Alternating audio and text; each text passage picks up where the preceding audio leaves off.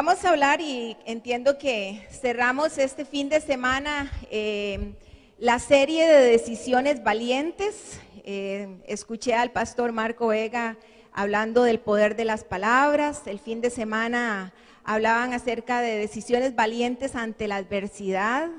Y pues es que este tema de las decisiones es bastante complicado, ¿verdad? Siempre estamos tomando decisiones.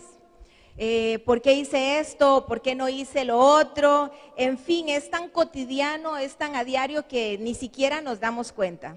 A mí me tocó tomar decisiones esta mañana para poder venir desde el lejano país de San Rafael de Coronado hasta acá. Pero bueno, esas son decisiones como fáciles, ¿verdad? Hay otras decisiones que necesitamos hacer un alto en el camino, porque son decisiones que marcan nuestra vida.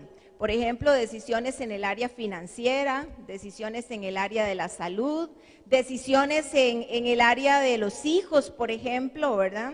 Ahí necesitamos parar y saber porque son decisiones que marcarán nuestra vida, son importantes. Pero hoy yo quiero hablar de una decisión que yo diría que es como, vamos a hacer como el preestreno de la serie que inician ahora en octubre. Esta es una decisión relacionada con la fe. Pero es una decisión que marcará mi modo de vivir en mi cotidianidad. Tal vez usted me dice, bueno, pero es que ya yo me decidí por la fe, ya yo soy cristiano, por eso yo estoy aquí esta mañana. Pero bueno, tal vez esta decisión de la que hablaremos hoy va más allá de cómo hemos venido nosotros ejercitando la fe. Y es un reto que nos lanza una persona de la que vamos a estar hablando, es una mujer que para mí ella es fascinante, fascinante porque nos lanza este reto porque ella decidió vivir una fe, pero no una fe cualquiera. Ella vivió una fe diferente. Y esta historia la encontramos en los evangelios de Marcos y en el evangelio de Mateo.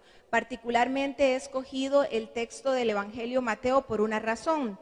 Porque en Mateo es un evangelio que resalta precisamente el hecho de que el ministerio de Jesús estaba dirigido para los judíos. O sea, él resalta y rescata muchísimo las tradiciones judaicas. Cuando nos acercamos a la palabra de Dios, siempre primero vamos a pedirle al Señor que prepare nuestro corazón, ¿verdad? Que el tiempo que estamos aquí sea para que Él hable a nuestra vida. Así que les pido por favor que me acompañen en oración. Señor, esta mañana venimos delante de ti, nos acercamos confiados en que en tu palabra encontramos, Señor, vida, encontramos salvación, Señor, encontramos, Señor, el poder y la esperanza para que nuestras vidas sean transformadas. Nos declaramos incompetentes, Señor, necesitados de ti y rogamos que tu Santo Espíritu nos guíe en entendimiento, Señor. Prepara nuestro corazón para que sea buena tierra, Señor, para que esta palabra de esta mañana caiga en buena tierra, germine, Señor, y dé fruto. En el nombre de Cristo Jesús, así oramos. Y la iglesia dice, amén. Ok, esta historia, como les decía, se encuentra en Mateo 15 a partir del verso 21. Pareciera que es un texto complicado, básicamente por la aparente indiferencia con que Jesús le habla o le contesta a esta mujer, porque normalmente vemos a Jesús muy misericordioso en todos los encuentros que tuvo con mujeres. ¿Recuerdan aquella mujer del flujo de sangre que salió de su casa, logró tocar el manto del Señor y quedó sana? También aquella otra mujer que irrumpió en una casa, en una actividad y derramó un perfume carísimo a los pies del Señor. Son escenas maravillosas y vemos a Jesús siempre conmovido en estas escenas. Pero el encuentro con esta mujer particularmente pareciera tener un aire de indiferencia.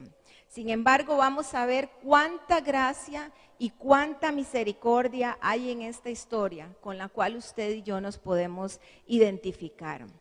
Así que tenemos tres personajes que se los voy a presentar. El primero es Jesús. Él está en esta historia. Resulta que Jesús está en la última etapa de su ministerio. Viene de pasar momentos muy difíciles porque está enfrentando a las autoridades de la ley, Así que él decide retirarse del tumulto donde todas sus enseñanzas habían estado provocando algunos problemas, y él se retira a una región que está ubicada en la costa. Él sale de Capernaum, tal vez si me ponen ahí la filmina con el mapa. Jesús decide retirarse con sus discípulos de Capernaum a la costa, caminando aproximadamente, ahí se ve la flechita, él caminó aproximadamente 70 kilómetros. Resulta que se retira a un lugar que se llama Tiro y Sidón, que es un centro de comercio, un puerto. Probablemente este lugar era muy rico en metales, en todo lo que era el comercio, en telas preciosas, de manera que la gente que vivía ahí probablemente era gente bastante acomodada. Pues bien, Jesús se retira a este lugar que era tierra de gentiles, o sea, no era judaico, no eran judíos los que habían ahí, eran gentiles. Y ahí se va el Señor. Después tenemos a los discípulos. Los discípulos le acompañan en este retiro. Probablemente dicen que rico, vamos a estar alejados de la multitud, vamos a estar con el Señor, aprendiendo del Señor, aprendiendo del Maestro. Y probablemente iban bastante emocionados de estar un tiempo a solas con el Señor. Porque cuando uno tiene a un buen maestro al frente, uno no quiere que esa persona deje de hablar, ¿verdad que sí? El año antepasado tuvimos la oportunidad en BAC de tener a don Samuel Pagán, que es un erudito de la palabra de Dios, y les puedo asegurar que escuchar a ese señor es increíble, cómo le explica uno de la Biblia. Pues bien, yo me imagino que los discípulos pues así estaban con Jesús, querían escuchar más del Señor, además me imagino de ser apapachados ahí por parte del Señor en este tiempo. Un tiempo especial esperaban ellos. Y después, por último, tenemos en este texto, nos cuenta la historia, que Jesús tiene un encuentro con otra mujer, con una mujer otra vez. Viene esta mujer y es importante recordar, para poder entender esta historia más profundamente, que en la época neotestamentaria el rol de la mujer era un rol muy limitado, era un rol castrante. Ellas prácticamente eran personas de segunda categoría. Ellas no tenían derecho ni voz ni voto, no tenían derecho a educación, no tenían derecho a socializar, ni siquiera a ser vistas en público. Eran invisibilizadas totalmente. Tenían que estar en casa sirviendo, pero en una manera muy, muy servil. Pues bien, estos son los tres personajes de nuestra historia. Al estudiar este texto, yo me preguntaba qué podemos extraer de él. ¿Qué es lo que esta historia me enseña que yo puedo poner en práctica hoy día? Siendo esta una mujer valiente, aguerrida, yo he llamado esta enseñanza decidiendo por una fe atrevida. Por eso les decía que ella tomó una decisión importante en cuanto a la fe, pero no para vivir una fe tradicional, una fe ligera, sino una fe atrevida. Y vamos a ir al texto que se encuentra en Mateo 15 del 21 al 28. Les invito a seguirlo conmigo. Dice así el título: La fe de la mujer cananea. Mateo enfatiza que esta es una mujer cananea, o sea, una mujer de un pueblo pagano que históricamente había sido adversario religioso de los judíos. Así que imaginen ustedes el contexto donde se encuentran. Marcos le llama a la mujer sirofenicia de otra manera, pero bueno, vemos a partir del verso 21, dice así: partiendo de allí, o sea, de Capernaum, Jesús se retiró a la región de Tiro y Sidón, que era la costa donde les hablé ahora, y ahí se hablaba griego.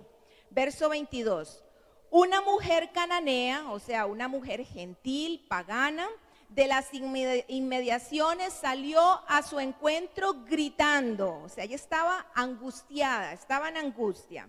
Verso 22, salió gritando: Señor, hijo de David, ten compasión de mí. Mi hija sufre terriblemente por estar endemoniada. Verso 23, Jesús no le respondió palabra. Fue así como un golpe bajo, ¡pum!, como primer round. Claro, esta era una mujer gentil dirigiéndose a él como el hijo de David, que era un privilegio que solamente los judíos tenían en ese momento. Así que sus discípulos se acercaron a él y le rogaron: despídela porque viene detrás de nosotros gritando. Señor, Señor, mira, esta mujer está haciendo tanto alboroto, nos está echando al agua aquí, haz algo con ella. Verso 24. No fui enviado sino a las ovejas perdidas del pueblo de Israel, contestó Jesús. ¡Pum! Como otro segundo round para esta mujer. Él está diciendo en estas palabras que su misión primaria es la salvación de los judíos. Le está diciendo a ella indirectamente que no era su turno. Recordemos que el Señor vino a salvar a todos, pero que la salvación para los gentiles llega después o a partir de la resurrección. Verso 25, la mujer se acercó y arrodillándose delante de él le suplicó: Señor, ayúdame. En otra versión dice: Señor, socórreme, que es un mandamiento que nace de la desesperación. Verso 26, él le respondió: no está bien, o sea, no es correcto quitarles el pan a los hijos, o sea, quitar lo que pertenece a los judíos y echárselo a los perros. ¡Puf! Otro golpe para esta mujer. En el contexto sociocultural, los gentiles eran llamados perros por parte de los judíos. Verso 27, sí, Señor, pero hasta los perros comen las migajas que caen de la mesa de sus amos. Qué capacidad la de esta mujer para darle vuelta a las palabras de Jesús. Verso 28, mujer, qué grande es tu fe, contestó Jesús, que se cumpla lo que quieres. Y desde ese mismo momento quedó sana su hija. Bueno, es un texto hermoso y también, como les decía, podría ser como que es complicada la posición de Jesús en este texto. Las respuestas están llenas de una aparente indiferencia, por lo cual me llama la atención esta mujer que decidió aferrarse a un milagro, decidió aferrarse con una fe atrevida a un milagro que ni siquiera era para ella. La primera decisión, y ahí lo pueden ir anotando, la primera decisión para una fe atrevida está en reconocer el punto de quiebra y tomar acciones. En el texto vemos que la mujer vivía un momento terrible. Su hijita estaba muy mal, estaba muy enferma, estaba ella en estado de desesperación. Esta situación tenía a esta madre totalmente angustiada. Probablemente ya todos los médicos de esa región habían pasado por su casa, probablemente había probado todo tipo de medicinas, todo tipo de ungüentos.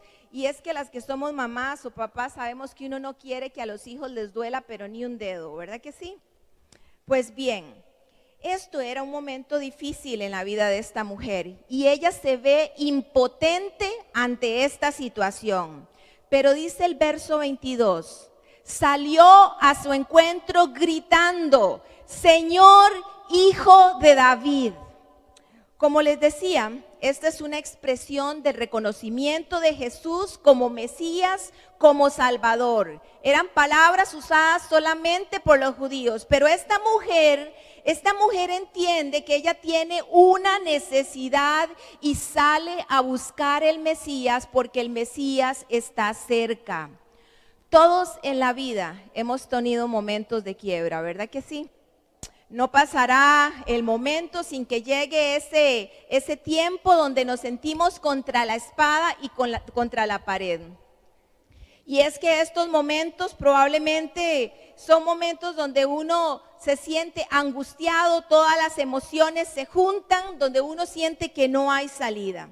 Hace poco atendía a una muchacha después de una reunión en la iglesia, llorando, y ella decía: estoy desesperada, no tengo trabajo, no encuentro trabajo, tengo 4 meses de estar desempleada y me urge un trabajo, mi familia está sufriendo. Es que los puntos de quiebra pueden venir de 2 maneras. Uno es cuando nosotros tomamos decisiones equivocadas y caminamos hacia ellos, hacia el barranco.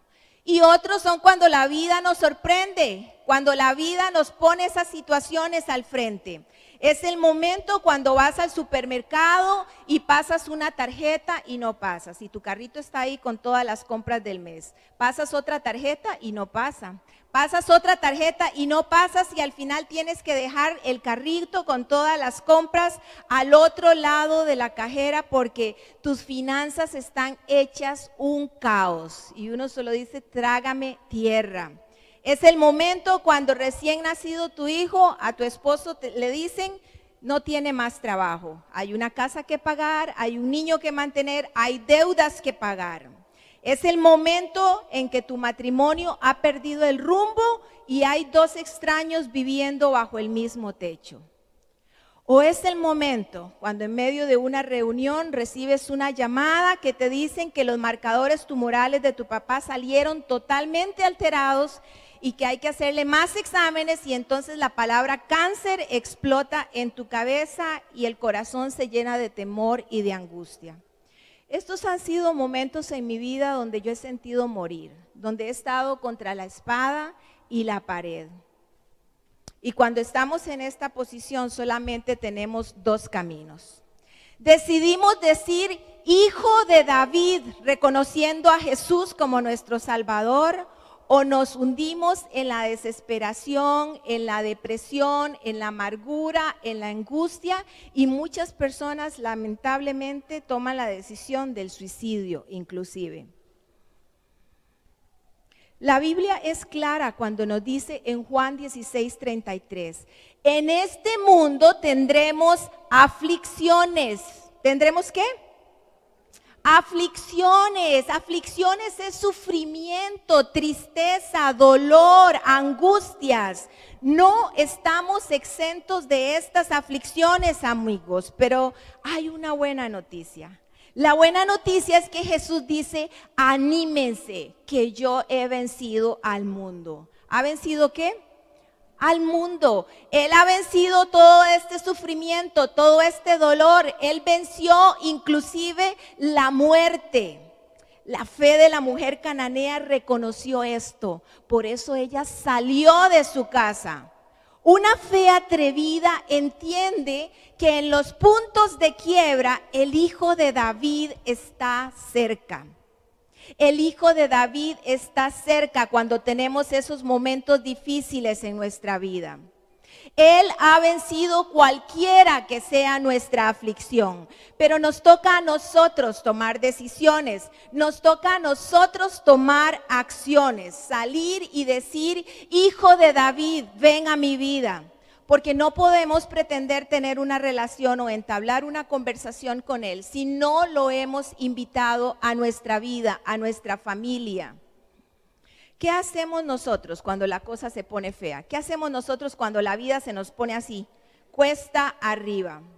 Atendí a esta mujer en una consejería, su esposo le había sido infiel, estaba devastada porque no podía entender cómo había sido herida injustamente. Y yo la veía ahí llorando, totalmente desvalida, una mujer hermosa, una mujer profesional, pero totalmente en un estado totalmente deplorable, porque todo su mundo giraba alrededor de su esposo. Ella necesitaba tomar acciones en ese momento. ¿Fácil? No es fácil, por supuesto. Lidiar con el dolor, con la pena, con la traición no es fácil. Requiere de mucha valentía para levantar la cara y decidir buscar el milagro en Jesús, porque esto implica tomar decisiones. La fe no es algo abstracto, la fe no es algo que está ahí en la estratosfera. La fe es creer con confianza, con todo el corazón, que Dios tiene una solución para cada cosa en nuestra vida. La mujer sirofenicia no se quedó lamentándose allí en su impotencia. Usted y yo necesitamos siempre ejercitar la fe. ¿Por qué? Porque cuando vengan los momentos difíciles necesitamos tener esa confianza en que Dios está cerca de nosotros. ¿Será tal vez que esta mañana necesitemos salir y decir, hijo de David, ven a mi vida? Tal vez usted piensa, bueno, pero es que yo soy muy bueno, yo estoy bien, tengo una vida perfecta. Pues déjeme decirle y darle la noticia que la vida no es una línea recta. Siempre nos va a sorprender. Y así como esta mujer, usted y yo necesitamos entender que debemos llamar al Hijo de David a nuestra vida como Salvador, Jesús como nuestro Salvador, como Dios, como nuestro Rey, que esté en cada una de las circunstancias de nuestra vida. La segunda decisión, para que lo anoten ahí en el quiz que vamos a hacer, la segunda decisión para una fe atrevida está en vencer obstáculos. La mujer cananea, esta mujer sirofenicia, tuvo que vencer varios obstáculos. Recordemos que ella era una extranjera para Jesús, ¿verdad? Ella era pagana y además de eso ella era mujer, lo que la ponía en una condición totalmente de desventaja. La ponía en una condición de marginalidad social, de marginalidad política, marginalidad económica y por supuestamente religiosamente era casi imposible que una mujer como ella se acercara o viniera delante de este judío. Ella era una gentil, criada dentro de una cultura totalmente idolátrica. Ellos adoraban a Baal. Pero ella no se puso a pensar, bueno, ¿y qué me dirán? ¿Y si me va a hablar? ¿Y qué dirán mis vecinos? ¿Y qué dirán los religiosos? ¿Qué dirán los de mi congregación? No, ella no se puso a pensar nada de eso. Ella trascendió su cultura y se atrevió a abrir la puerta para ir detrás del Mesías. Inicialmente, ella tuvo que vencer sus propios temores. Porque cuando esta mujer abrió la puerta de su casa y dijo, salgo a buscar al Mesías, ella estaba actuando con valentía y estaba nadando contra cultura. Ella tuvo las agallas para vencerse ella misma, para vencer sus propios temores, sus propios paradigmas mentales, para romper todo el sistema de socialización, todo por un milagro. No nos gustan los obstáculos, ¿verdad que no? Queremos una vida sencilla, una vida cómoda, una vida sin complicaciones. Yo dirijo un centro educativo donde tenemos 600 estudiantes y a veces digo, ay Señor, qué linda sería esta escuela sin papás. Pero la vida no es así. Queremos correr la carrera sin vallas, pero la vida no es así. Una fe atrevida debe vencer los obstáculos que nacen en nuestra mente, los obstáculos que nos ponemos nosotros mismos cuando nos decimos, no, no vas a lograr hacer eso, no, no tienes la capacidad, uy, ni lo intente porque no te van a dar ese trabajo, uy, ¿para qué usted hace esa oración? Si es demasiada bendición para pedir eso, usted no la merece. Debo confesarles que la primera vez que Ricardo me pidió a enseñar en Vida Abundante en nuestra iglesia, tuve que luchar contra todos esos paradigmas y esos temores tremendos en mi cabeza y muchas veces estuve a punto de levantar el teléfono para decirle, no Ricardo, la verdad es que no puedo, la verdad es que hay otra gente ahí, ¿para qué? Ahí está Silvia que habla tan bonito y está el otro y el otro. Temores, vencerlos, vencer nuestros miedos es crecer en nuestra fe porque es depender de Él. ¿Cuántos planes le hemos boicoteado al Señor por las barreras internas que nos ponemos nosotros mismos, por el temor, por las dudas, por la religión, por la falta de fe, por la falta de tomar decisiones? Esta mujer puso en manos toda su condición para ir en busca de un milagro que no era para ella.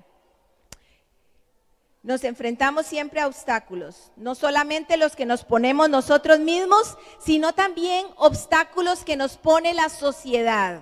Obstáculos como que decir, ay, es que económicamente yo no puedo. Nuestro contexto social a veces, o el qué dirán los demás.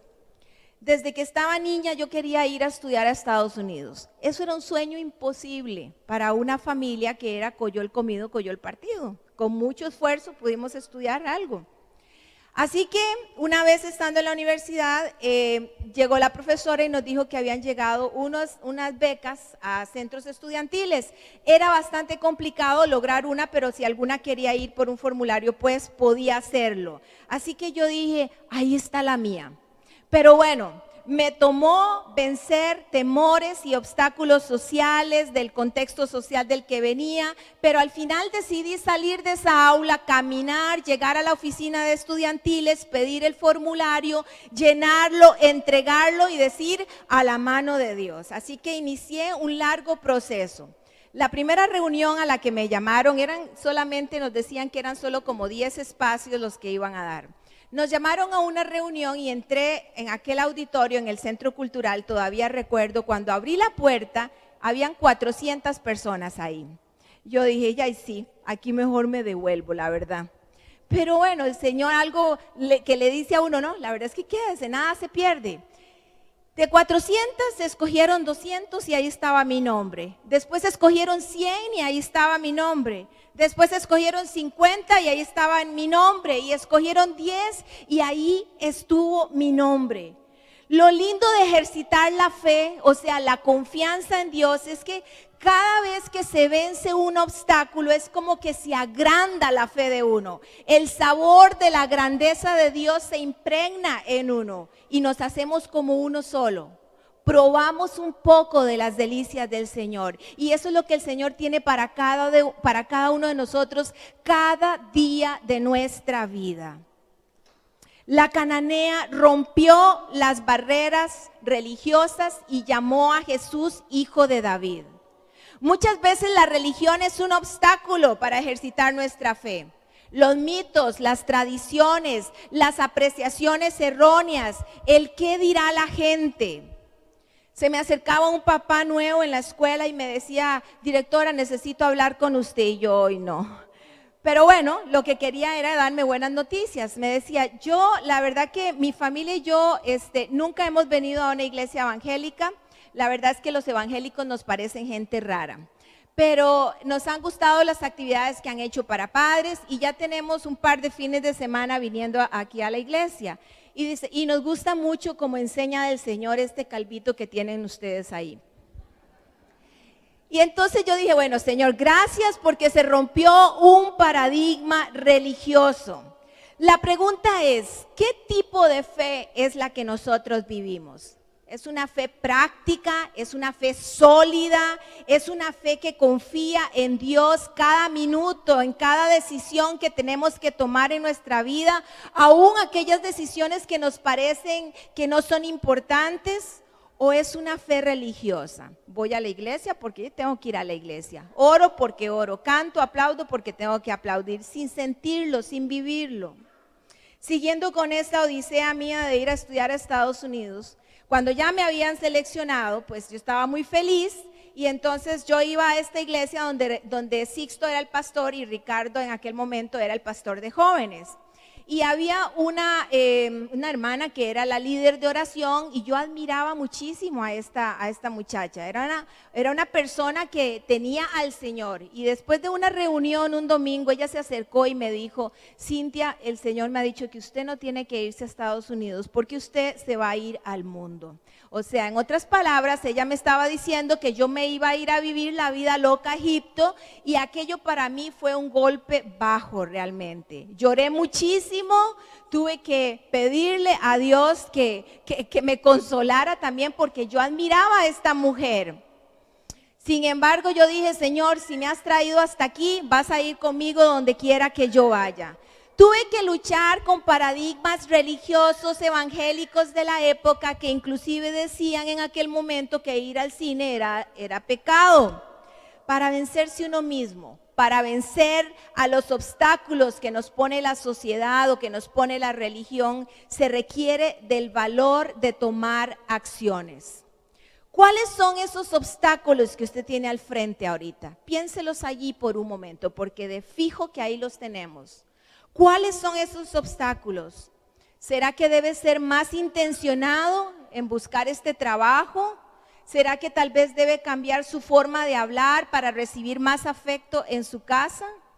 ¿O tal vez será que debe iniciar un proceso de acompañamiento, de consejería o incluirse en algún grupo de apoyo para sobreponerse a alguna adicción? ¿Será que tenemos que dejar de ver algunas cosas en la pantalla? Pues yo no lo sé. Pero sea lo que sea, es necesario vencer esos obstáculos que le impiden a usted acercarse al Señor. La mujer cananea fue determinante. Ella solo miró al frente, avanzó a paso firme, con plena convicción de que el Mesías podía darle ese milagro que ella estaba buscando. La tercera decisión para una fe atrevida es entender el silencio como una oportunidad. Vean el verso 23 al 25. Jesús no le respondió palabra. Así que sus discípulos se acercaron a él y le rogaron: despídela porque viene detrás de nosotros gritando. No fui enviado sino a las ovejas perdidas del pueblo de Israel, contestó Jesús. La mujer se acercó y arrodillándose delante de él le suplicó: Señor, ayúdame. Wow, ¿qué hubiera hecho yo en esa situación? Me pregunto. ¿Qué hubiera hecho usted en esa situación tan incómoda donde Jesús no le responde? Jesús no le respondió palabra alguna. Y además de eso le deja saber a ella cuando le habla a sus discípulos que la prioridad para él es el pueblo de Israel. Así que es que Jesús usó esta técnica: le hablo a Pedro para que me oiga Juan. Y Juan era ella, ¿verdad? Jesús guardó silencio. Eso es como un golpe bajo para uno. Nos imaginamos esa escena, la mujer ahí rogándole. Eso es una frase muy fuerte. Pero ¿le ha pasado a usted que trae algo delante del Señor y entonces no recibe respuesta? ¿A cuánto nos ha pasado? Claro que sí. Claro que sí, a veces llegamos con nuestro sufrimiento, con nuestro ayayay, con nuestro problema, hechos una víctima delante del Señor y no recibimos respuesta.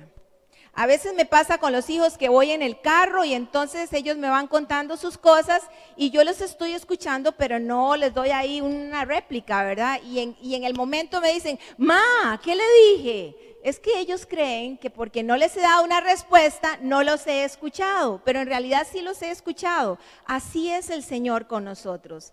Ante la no respuesta que queremos inmediata, creemos entonces que su silencio es porque no nos escuchó. Pero Él siempre, siempre, siempre escucha nuestro ruego. Y eso se lo digo, no lo digo yo, lo dice 1 Juan 5:14. Esta es la confianza que tenemos al acercarnos a Dios. O sea, confiadamente, cada vez que vamos delante del Señor con esa petición, en su corazón debe haber confianza de que el Señor le está escuchando. Que al acercarnos a Dios, que si pedimos conforme a su voluntad, Él nos oye. Esta mujer se quedó allí esperando. Ella sabe que Jesús la está escuchando y no le tuvo miedo. No le tuvo miedo al silencio de Jesús. Ella no salió corriendo despavorida de ahí. Ella no se rindió. Ella se acercó más al Señor. No nos gustan los silencios tampoco, ¿verdad? Queremos respuestas así, inmediatas, respuestas fáciles. Muchas veces traemos esa petición delante del Señor y entonces el silencio nos hace bajar la guardia y entonces ya no oramos tanto y entonces ya no empezamos a flaquear, empezamos a pensar: no, la verdad es que no es, y nuestra fe empieza a deteriorarse. Pero los silencios de Dios deben ser espacios de reflexión para nosotros. Deben ser espacios de búsqueda, deben ser espacios donde nos arrodillemos delante de Él. No deben ser espacios para tomar decisiones alocadas. En la historia hay grandes héroes de la fe que tuvieron que esperar mucho tiempo. Ellos experimentaron, muchos de ellos, el silencio largo del Señor. Por ejemplo, Sara y Abraham, ellos querían un hijo y tuvieron que esperar muchos años para que eso sucediera. Pero en esa espera, ellos tomaron una decisión alocada y ya conocemos la historia.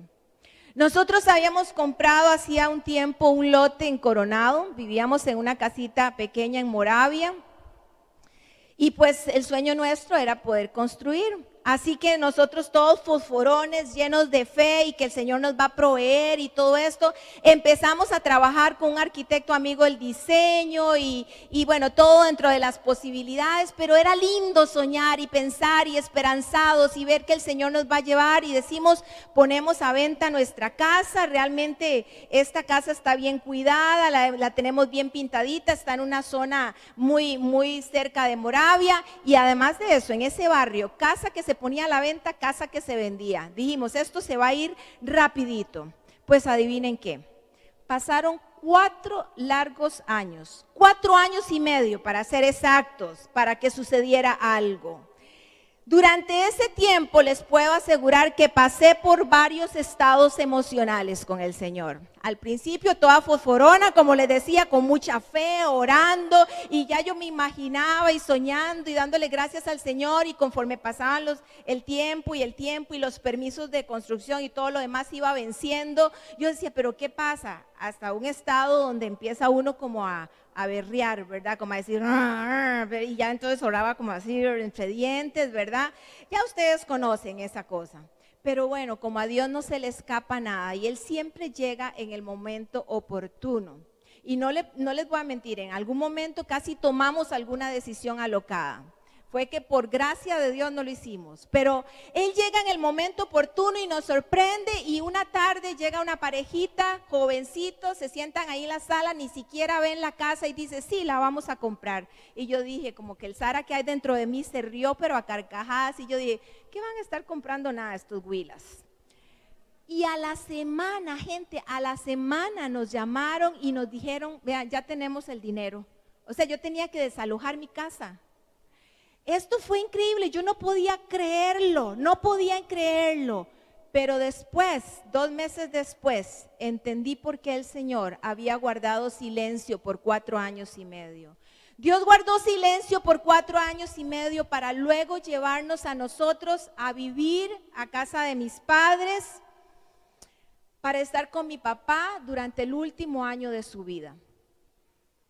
Para que yo tuviera la oportunidad de arreglar muchas cosas con él, para que tuviéramos la oportunidad de ser el soporte para él, para mi familia, para mi mamá, que estaban solos mi mamá y él en la casa.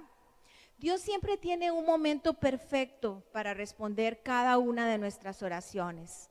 Esta mujer entendió que Jesús era el Mesías, número 1. Número 2, ella venció sus propios temores y venció todos los paradigmas sociales y religiosos y culturales de su época. Esta mujer, en tercer lugar, aprovechó el silencio de Jesús para pensar en las palabras que necesitaba utilizar.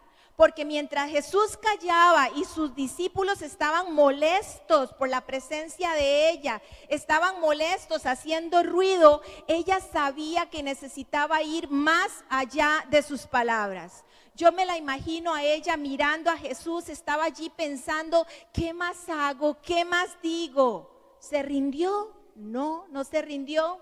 Se fue a la casa llorando, diciendo, uy, no me hizo caso, pobrecita yo. No. Uy, pobrecita yo, ¿ahora qué voy a hacer? Se fue refunfuñando, enojada. Tampoco. Se dijo, ahora voy a ir a traer a los de migración para que echen a este judío de mi país. No, tampoco hizo eso. Todo lo contrario, la fe de esta mujer la acercó cada vez más al Señor, aún en el momento del silencio. Vea el verso 25. La mujer se acercó y arrodillándose delante de él le suplicó, ayúdame, socórreme. Es la conducta propia de un hijo.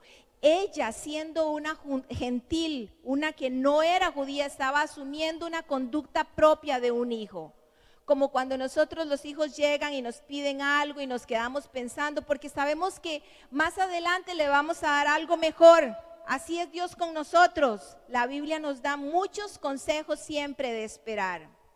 Nosotros nos ponemos siempre ansiosos, queremos apurar a Dios, que Dios actúe rápidamente y entonces tomamos algunas acciones, hacemos huelga de diezmo, hacemos huelga de oración o empezamos a recriminar y empezamos a hablar entre dientes con el Señor. Pero el Señor tiene un tiempo oportuno. El punto está en seguir confiando en Él, seguir teniendo fe a pesar del silencio en medio de nuestras circunstancias. Porque cuando Dios guarda silencio, ustedes saben la respuesta, ¿verdad? ¿Qué pasa? Cuando Dios guarda silencio, Él está trabajando, es correcto. Así que, si usted tiene una petición por ahí, usted tiene una oración que ha traído una y otra vez delante del Señor, no se rinda. Aprendamos de esta mujer cananea. Ella soportó este tiempo de silencio porque sabía que había tomado la decisión de optar por una fe atrevida. Sabía que Jesús le podía sanar a su hija. Ella meditó cómo responderle a Jesús cuando Él le diera la oportunidad y fue más allá de sus palabras. Ella se acercó, se arrodilló y suplicó. ¿Sabe usted que Jesús, que Dios le puede dar a usted ese trabajo que usted está pidiendo? ¿Sabe que Jesús puede restaurar ese matrimonio y traer sanidad a su familia? ¿Sabe que Jesús puede darle la fuerza en medio de la enfermedad? ¿Sabe usted que Jesús puede restaurar su vida? Así que no desista, acérquese, arrodíllese, suplique y espere. Por último, la otra decisión para una fe atrevida que encuentro aquí es que busca la gracia de Dios. Ya la mujer cananea ha llegado a un punto extremo. Ya ella no solamente dijo, hijo de David, y no solamente le externa su padecer y su necesidad, su aflicción, sino que ahora viene, se arrodilla, toma una postura de humillación y le dice, ayúdame. Y al fin logra una respuesta del Señor. Verso 26. Él le respondió, no está bien quitarles el pan a los hijos y echárselo a los perros. Marcos, en el Evangelio de Marcos dice perrillos, pero Mateo, como quiere resaltar bien que es su cultura judaica, dice perros. Así que esta mujer obtiene la victoria. ¿Ustedes consideran que eso es una victoria? Yo me imagino a Jesús que la miró hablándole ahí a los ojos y le dice que no le corresponde nada a ella. Pareciera que es otro golpe bajo para esta mujer.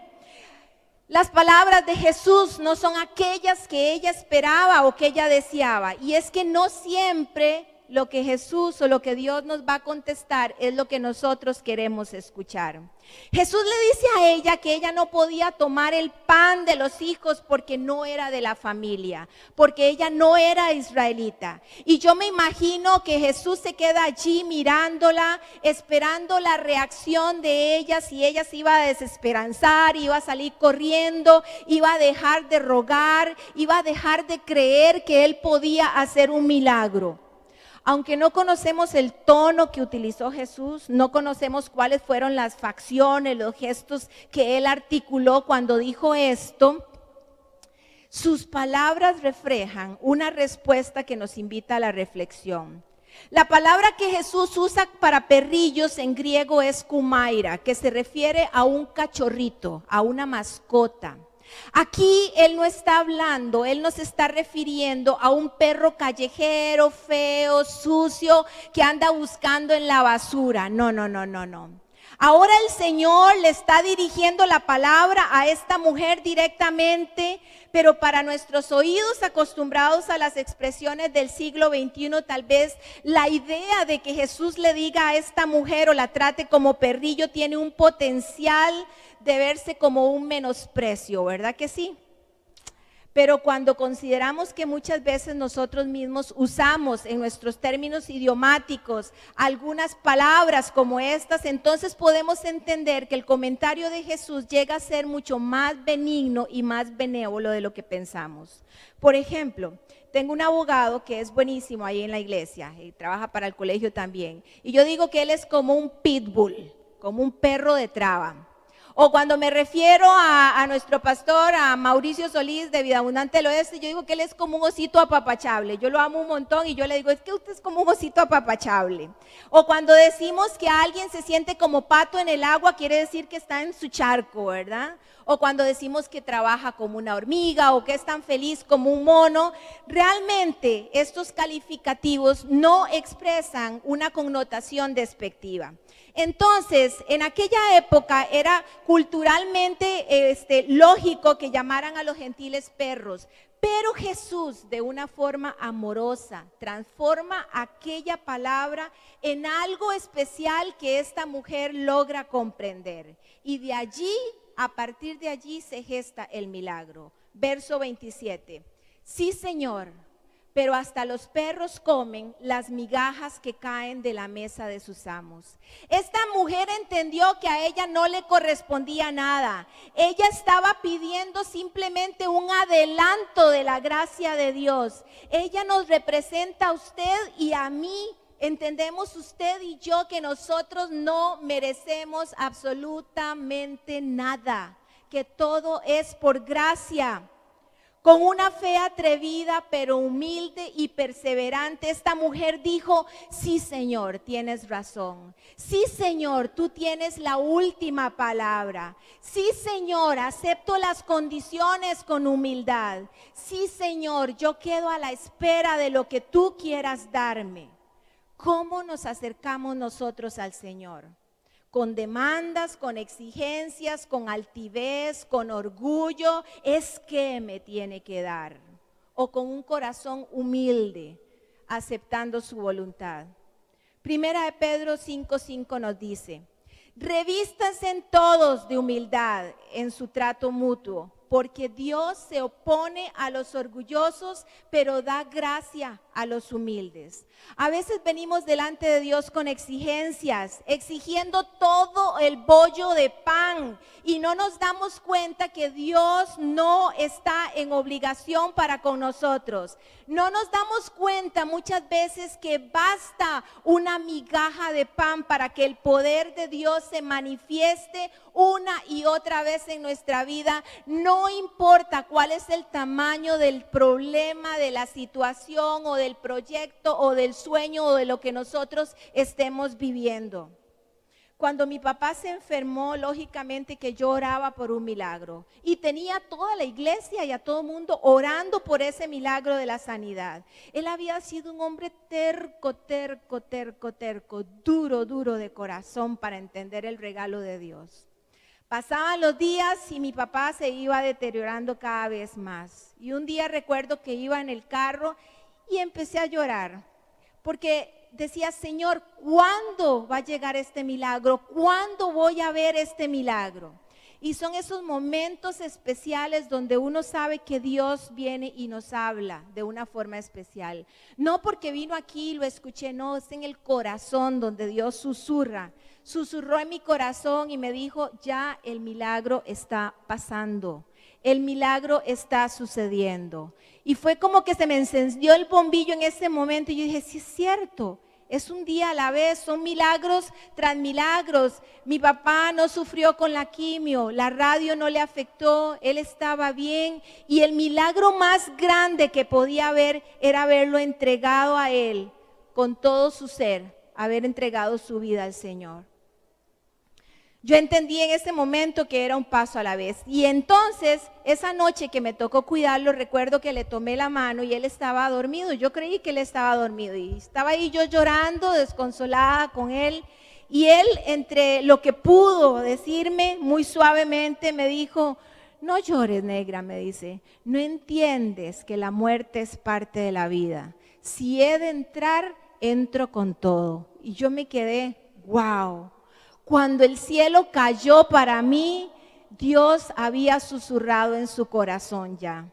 Y ese es el milagro que sucede durante el silencio, que si la confianza en Dios es plena, en medio de cualquiera que sean nuestras circunstancias, Dios siempre nos da las fuerzas y Dios siempre nos va a dar una paz inexplicable.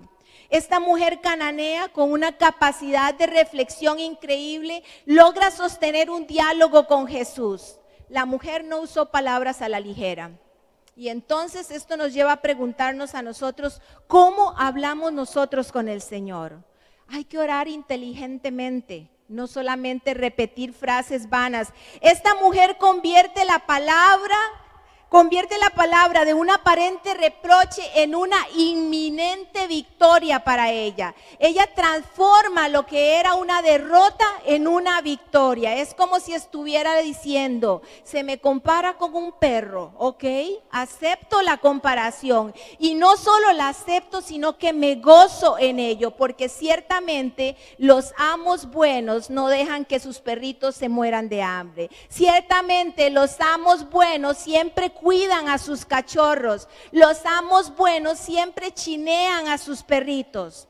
Cuando hablamos con el Señor, cuando hablemos con Él, hagámoslo inteligentemente. Usemos la palabra de Dios para llegar delante de Él, las miles de promesas que hay, las cientos de promesas que Él tiene para nosotros y que necesitamos hacerlas nuestras. Vemos el verso 28, el milagro de la gracia.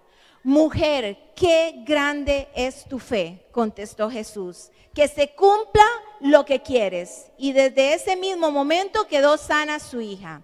¿A quiénes de los que estamos aquí nos gustaría que nos dijera el Señor en este momento que se cumpla lo que quieres? ¿A usted le gustaría?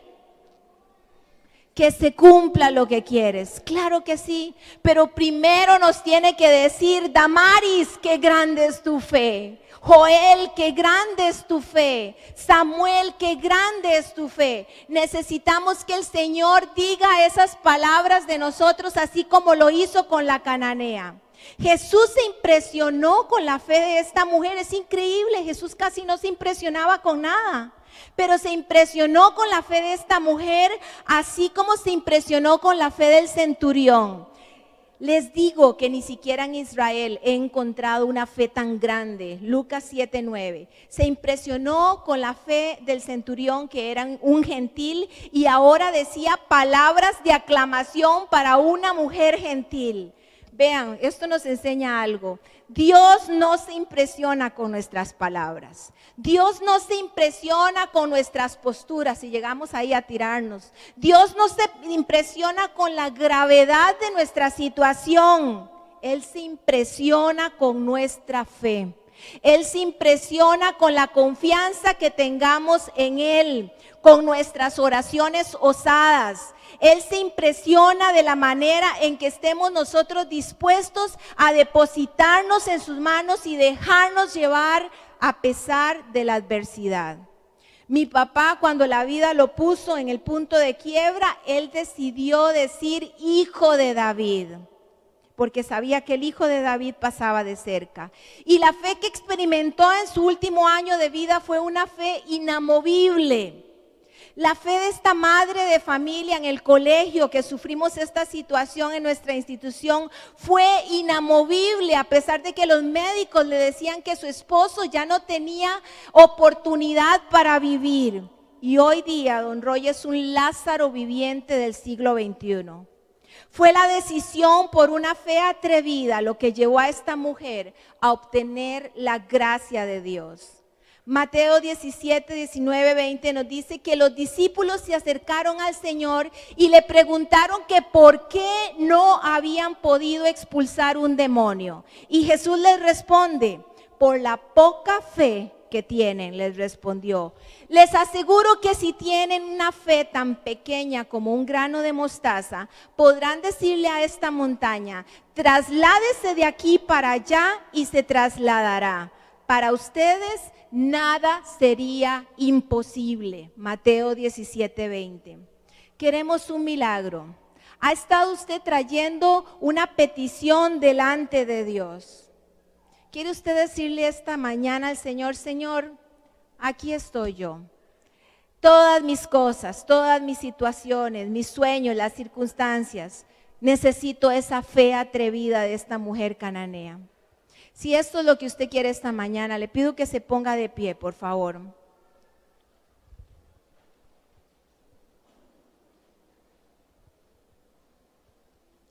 A veces venimos delante del Señor con amenazas. A veces venimos enojados, a veces venimos ya angustiados, a veces venimos ya diciendo no podemos más. Pero Dios tiene un propósito para cada uno de nosotros. Y esta mañana lo que Él nos invita es, sí se puede.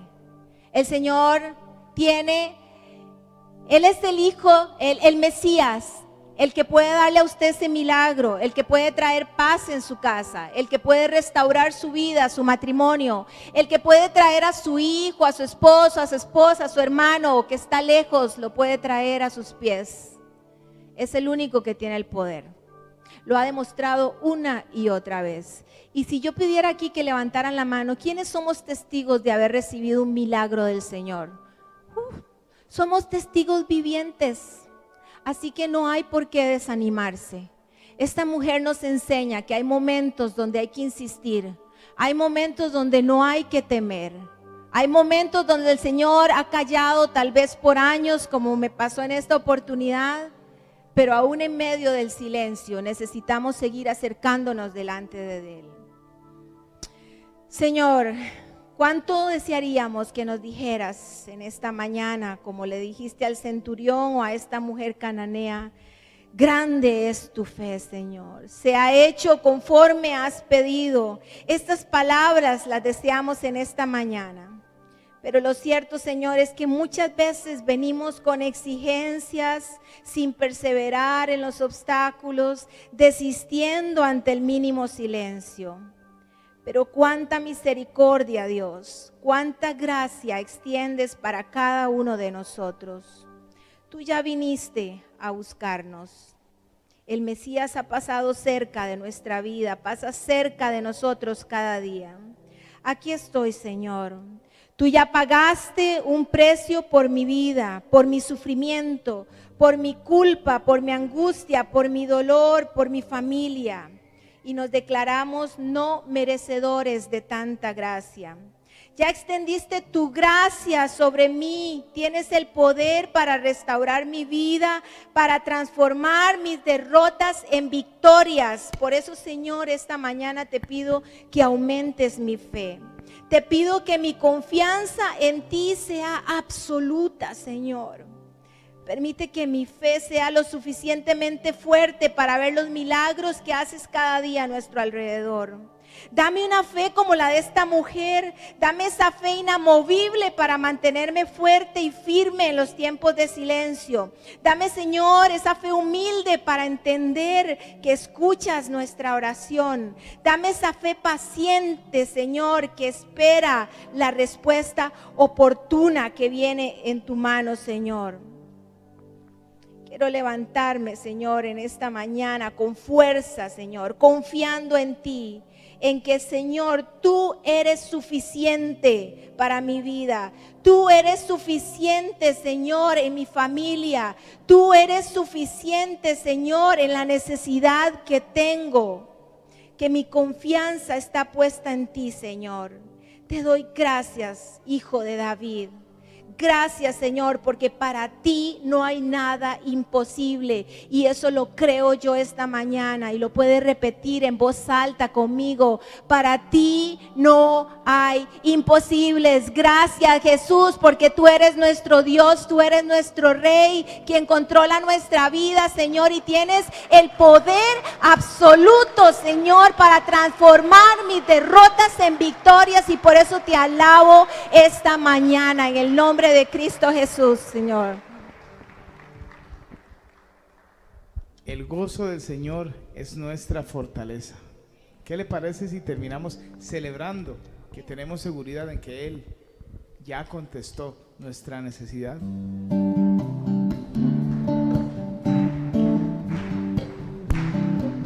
Regálele una sonrisa a su vecino. Regálele una sonrisa a su vecino. Está muy serio.